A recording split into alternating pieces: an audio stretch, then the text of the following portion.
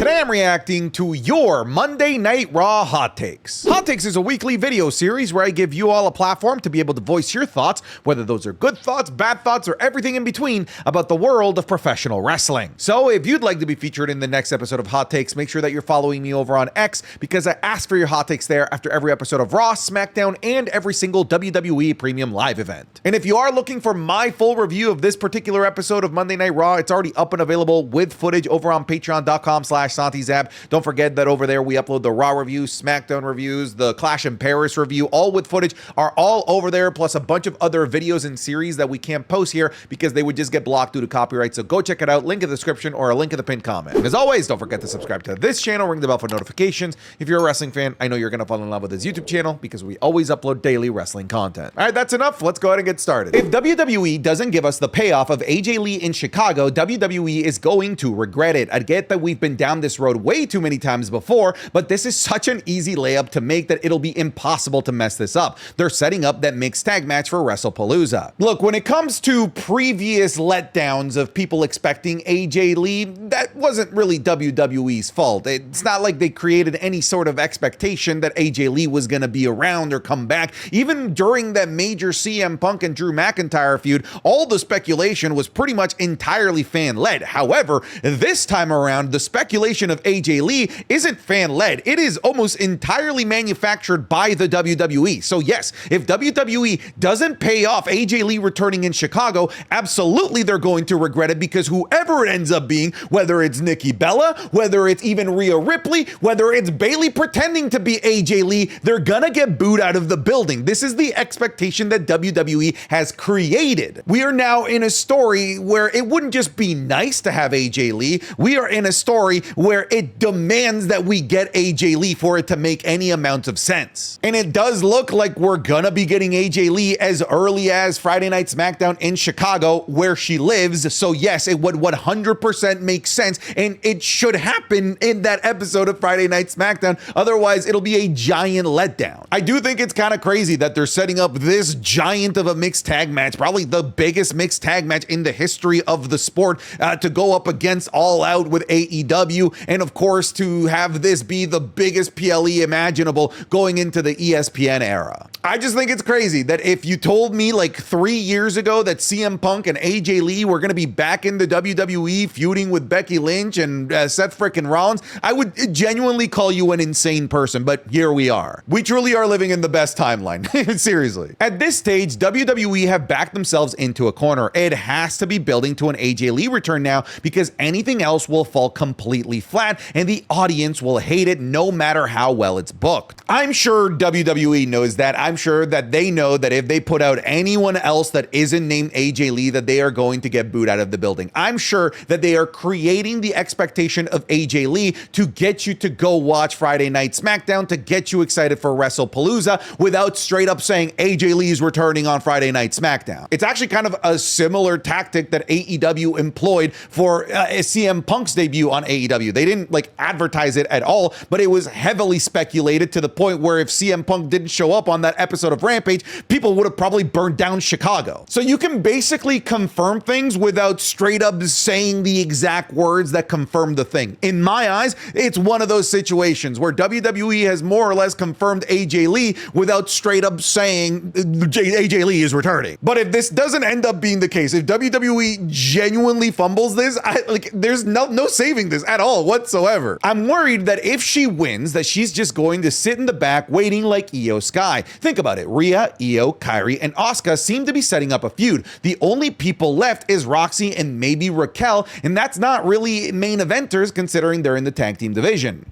That's actually my concern as well. My concern isn't that Stephanie isn't going to win. My concern is if Stephanie does win, that they'll do nothing with her, very similarly to what they did with Io Sky from when she won past WrestleMania 41 all the way through to when she lost. When I look at the landscape of the heels on Monday Night Raw, you're right. It doesn't really go beyond Roxanne Perez and Raquel Rodriguez at the moment because anyone else that could be involved in a storyline with Stephanie Vaquer for the World Championship is is busy, pregnant, injured, or just not on the brand. So I think we would need to have some people either get called up from NXT or some women from Friday Night SmackDown coming over to Raw to really help facilitate and nurture a good Stephanie Vaquer championship reign, because as you laid it out, the current playing pieces and where they are don't really scream that we're going to be getting a great Stephanie Vaquer championship run if she does win. So you're right, I'm actually concerned for this exact same thing as well. I do think that it's possible that you might be able to do something between her and Bayley. I think that if Stephanie wins, that would be the best person to put her up against. However, when Bayley returns, the first thing that she's going to be doing and should be doing is facing off against Lyra Valkyria. I know that it seems doom and gloom for a Stephanie Vaquer World Championship run right now, but it doesn't change the fact that that's what I want to see right now. I think I'm good without Io Sky winning the World Championship, considering she just held it like really recently. I would rather see somebody new at the moment so that we can get new storylines, new feuds. But genuinely, I am concerned that they're just going to put her in the backseat and catering, doing absolutely nothing like they did with Io Sky. God, I'm going to miss the French crowd. Back to our weekly, we won tables, and what chance. Look, at least Friday Night SmackDown is going to be in Chicago. Chicago is historically a great crowd, but yeah, you're right. We're never going to be able to compare any American crowd or any crowd at all around the world to the Paris crowd. This is going to go down as the greatest crowd of all time. But hey, don't be heartbroken because we're leaving Paris. Just be happy that we got to go there in the first place and experience what a truly rowdy, insane wrestling crowd is like. Give me the Usos versus the Bronze for the tag team titles at WrestlePalooza. Use this feud to build towards them having feuds with the Lucha Bros. Look, now that the Usos are reunited together on Monday Night Raw, and now that it seems like they've truly created a proper tag team between Braun Breaker and Bronson Reed on this episode,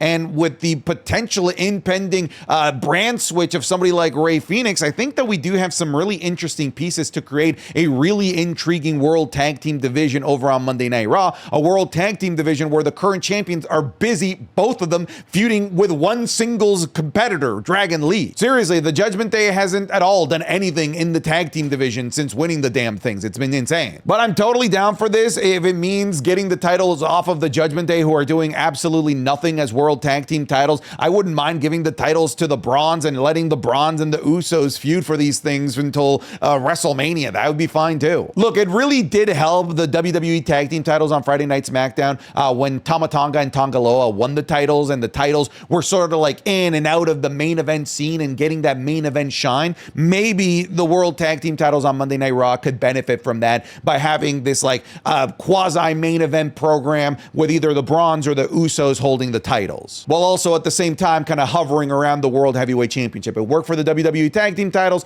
I'm sure it'll work for the World Tag titles. I love Dominic Mysterio, but tonight should have been AJ's crowning moment. If not now, then when? That crowd celebrating with him would have been a legendary scene. The ending with El Grande Americano was very deflating as well. This is a legendary fumble. I now want to slap everyone outside the head that said, yeah, this is going to be better on Monday Night Raw because they're going to put this on the main event because it's going to get more time on Monday Night Raw. If it was in Clash in Paris, it would just be in the middle of the card. How do you feel now? Do you feel dumb? Look in the mirror. Do you feel stupid? Because you are. Look, I don't blame you because you thought that WWE would do the same thing, the logical thing, and put this in the main event and create a main event spectacle by having AJ Styles win and celebrate in what would have been one of the most iconic pops in the history of the WWE. Look, if the intention is for Dominic Mysterio to win the Mega Campeonato, there's no point in him holding the Intercontinental Championship. I think it would have been much better suited to create the legendary moment of having AJ Styles win the championship here. And of course, maybe somewhere down the line,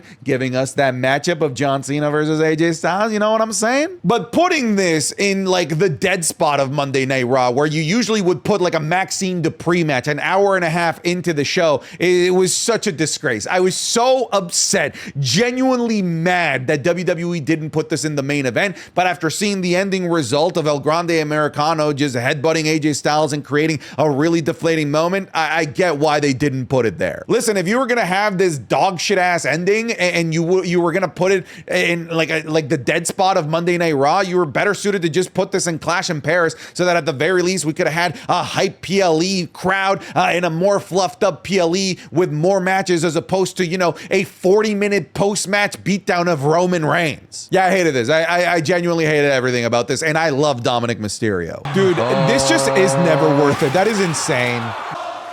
It's shaking. The camera is shaking. Again, trying to one-up it. Oh! Holy Jeff Hardy, Batman. B-M-E.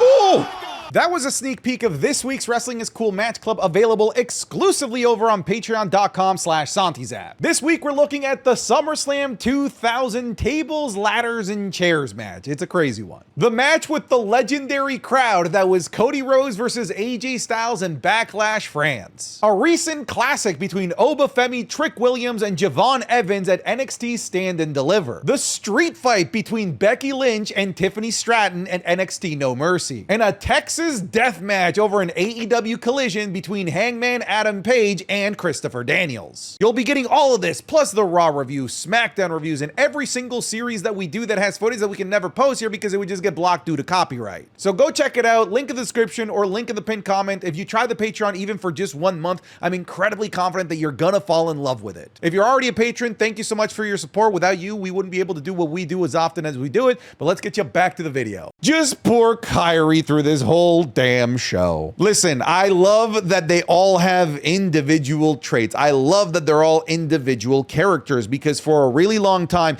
it's been just an amalgamation of all of them. It's been the Kabuki Warriors and it's just the Kabuki Warriors. It's Damage Control and it's just Damage Control. This is the first time where all three of them have their own distinct personalities and are all distinct individual characters with different motivations and probably different character arcs as well. And more than anyone within this friendship trio that's there, Kairi Sane is the one that's needed the most individual characteristics to be built upon. And finally, we have something, which is a very sympathetic Kairi, and it's working. The internet loves Kairi Sane because of this. Adding Becky Lynch to the faction was their literal saving grace. She instantly revived the stale Punk and Seth feud into the most interesting thing in WWE in a couple of minutes. She deserves her flowers. So I'm not entirely convinced that she's in the vision. When you go back to like the initial opening segment of Monday Night Raw, you had Braun Breaker and Bronson Reed talking about how they don't have Paul Heyman. They didn't at all mention Becky Lynch in their program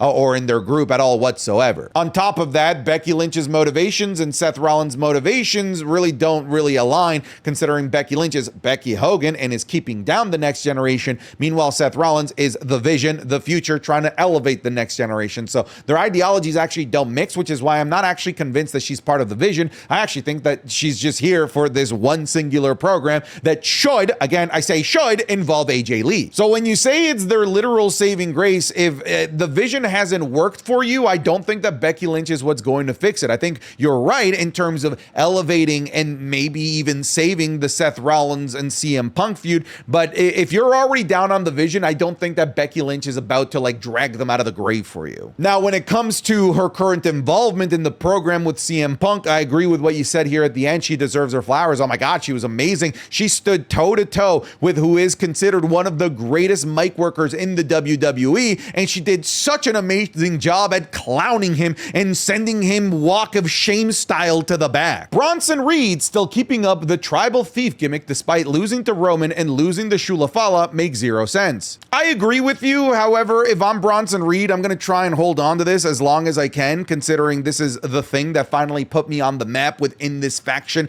that has so many people that aren't just on the map, they're literal continents like Seth Rollins and Braun Breaker. Bronson Reed was being left behind, and at least he found something with the Shula Fala, the tribal thief thing, to stand out. So if I'm him, I'm not going to be trying to give that up. If I'm him, I'm asking, hey, can I steal some other people's shoes even if I lost Roman Reigns' stuff? Because I just don't think that Bronson Reed, when it comes to promos, really stands out in any capacity at the moment. And yeah, sure, he's a badass, he's a scary dude, but like so is Braun Breaker. And so like just being a scary badass dude isn't a great way to stand out within this group at the moment. Where does LA Knight go from here since he's not facing Seth Rollins? I think that's a great question. I thought for a second in the beginning of this episode of Monday Night Raw that LA Knight was going to get added to a tag team with Jey Uso, yeah, yeet connection or whatever. But in typical LA Knight fashion, somebody else returns to take his spot, that being Jimmy Uso. So I don't think that that's going to happen now. And now that that CM Punk is once again busy with Seth Rollins and everything that's going on there with Becky Lynch and the impending return of AJ Lee, I genuinely have no idea at all whatsoever where the hell you put LA Knight. Maybe there's room for an LA Knight heel turn. I wouldn't want that. I think LA Knight's been a fantastic babyface, but I genuinely, when I look at the landscape of the next build up to WrestlePalooza in the next couple of months, I have no earthly clue where the hell you put LA Knight. I think Dom retaining means that he's going to defend the Intercontinental title at Survivor Series in his hometown of San Diego against John Cena, and Cena will retire as a Grand Slam champion. Sure, I don't think anybody's really going to be opposing that. If that is where WWE intends to go with John Cena and Dominic Mysterio, the Intercontinental Championship, you're going to get absolutely zero pushback from me. And as much as I would have loved for it to be AJ Styles versus John Cena to rehash that old legendary feud from the 2010s, I would honestly rather see something new for John Cena on his way out. Facing Dominic Mysterio, the next generation of heels in the WWE, I think is a better play than just rehashing and fan service moment with AJ Styles. Io Sky versus Stephanie Vaquer makes perfect sense since Io had a world title match scheduled before Naomi had to step away, and Stephanie obviously already had her opportunity. This match will be generational, but I only hope that they actually build this match with a nice story. You know what's funny? Obviously, this is the match that they should have done. What I find confusing, and this is all storyline, of course, was Adam Pearce whining and bitching about how complicated things are, that I need another week to figure out what I'm going to do with the Women's World Championship. What do you mean, brother? This was the most obvious thing that you could have done. If you put any ounce of brain power behind that bald head of yours, you could have came up with this and put this in Clash in Paris. Obviously, this is all me talking towards the on-screen character that is Adam Pearce. I'm sure the real dude's pretty nice. But yes, I'm obviously excited for Stephanie Vaquer versus Io Sky. I'm glad that when it's finally happening, it is for something real. It is for a world title as opposed to it just being for just to see who is better. I'm glad that there's something big on the line here. Will there be a story? I don't know about that, considering they announced the match and then they proceeded to give all of the story to Io Sky, Rhea Ripley, and the Kabuki Warriors, and not even so much as show Stephanie Vaquer on screen at all. They still have a couple of weeks to build something, but luckily this is one of those matches that it can totally get away without having a build because, again, it's Stephanie Vaquer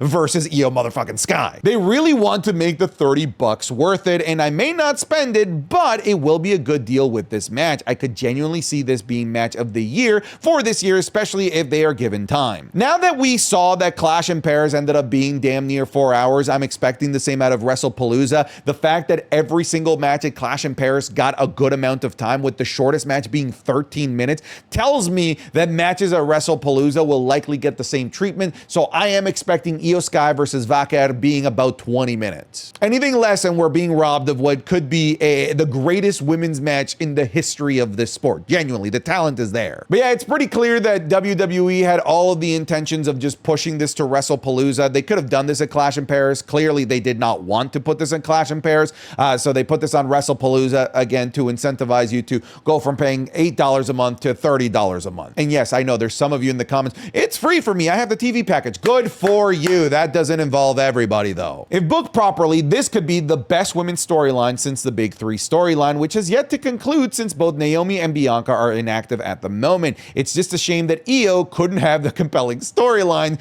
during her actual title reign. Yeah, I really like where this story is going. I like how possessive Asuka is. I like how sympathetic and sad Kairi is. I like where all of this is going. More than anything, I just like that there is direction for all three of these competitors, specifically with Asuka and Kairi Sane, who have been directionless for a really long time. I'm glad that there's a storyline for them to be able to sink their teeth into that should have an appropriate path and an end game here. But you're right, it is a huge shame that they weren't able to come up with these compelling storylines when she was, I don't know, our champion. My hot take is that the reason why Ilya Dragunov didn't return on today's episode of Raw is because they are saving his return for WrestlePalooza. I mean, I think that's a mistake. I feel like the best place to have returned Ilya Dragunov was here. It was in Paris, to get that automatic buff from that insane crowd. Having that moment be in front of Paris with a crowd that would go insane even if you do like simple little magic tricks in front of them. Putting Ilya Dragunov would have absolutely blown the roof out of that building.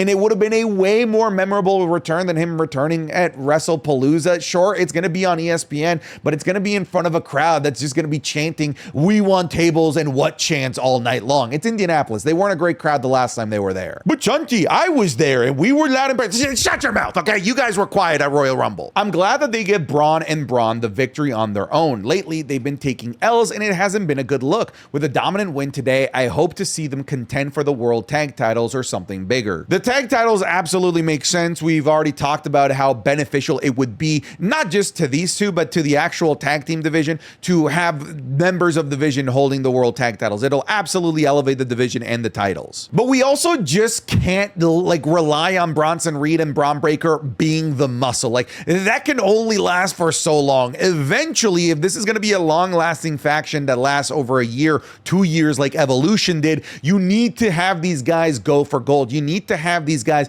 have their own goals and motivations as opposed to just being bodyguards for Seth Rollins. And I think that the World Tag Titles would be a great way to demonstrate the growth within the faction and demonstrating that these two really are the future. I think the World Tag Titles is absolutely the best play for both of these two and the best play for the tag team division as a whole. Becky and Punk segment was the best segment that I've seen on WWE TV in a decade. Okay, I disagree with it being the best thing in a decade, but it was very, very good.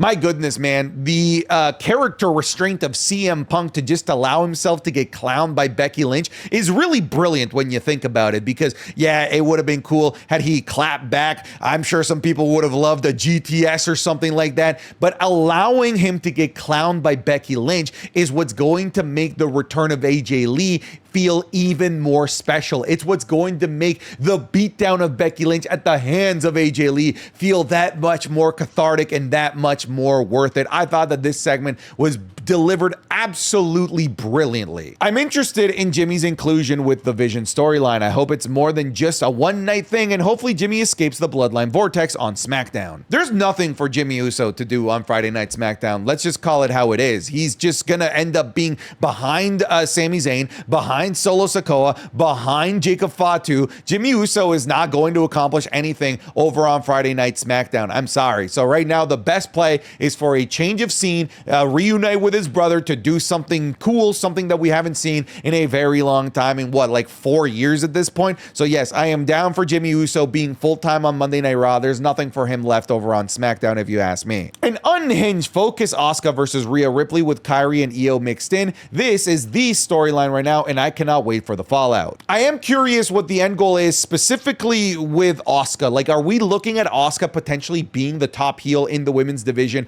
on Monday Night Raw? We've talked about this before. There is a power vacuum right now that is ripe for the taking. Whoever becomes the must-watch heel will be the top heel on Monday Night Raw, with Naomi no longer being there, with Liv Morgan not being there currently, with Bayley kind of still having this crisis of the self and her character still developing. There is a place right now for WWE to allow Asuka to take the mantle as the top heel on Monday Night Raw. Will they do that? My bet is probably no, because WWE has seemingly become allergic to pushing Asuka in recent years. All right, folks, thank you so much for watching this episode of Hot Takes. Thank you so much for sending them in. It has been a hectic couple of days. I have been recording and live streaming and just nonstop on Twitch, YouTube, Patreon, everywhere. So I'm going to go fall asleep now. Take care. Goodbye. Get out of here.